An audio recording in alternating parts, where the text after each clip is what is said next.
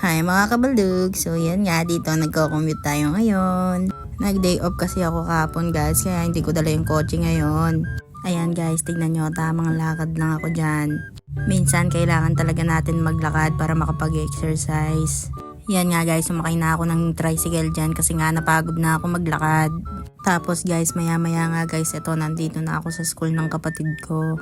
Susunduin ko muna siya kasi walang magsusundo sa kanya. Ito nga pala yung kapatid ko guys, tignan nyo ang pogi, kamukha ko. Wow! Ayan guys, nakasakay na kami sa sasakyan, mag-o-order na kami ng McDo. Pagkatapos ko nga siyang naihatid sa bahay guys, umalis na rin ako. Kasi pupuntahan pa namin yung pamangking kong makulit. Ayan nga pala guys, yung pamangking kong makulit. Tignan nyo yung sasabihin niya. Hello guys, sabi mo. Tignan nyo naman, bata pa lang, nakiki-guys na. Tignan nyo naman guys kung gaano kakulit yan. Tapos maya nga guys, ayan, yan na yung pinaka-paborito niya guys, is yung magja-Jollibee na. Wala, hindi na naman ako pinapansin kasi nasa Jollibee na naman siya. Wow! Tignan nyo naman guys kung gaano kamaldita yan.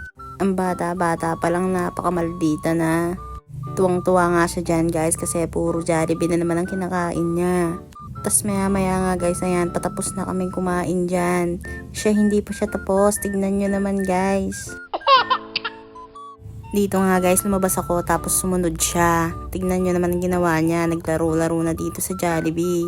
Papasok nga sana siya ulit kaso nakita niya yung mga kasama namin palabas na.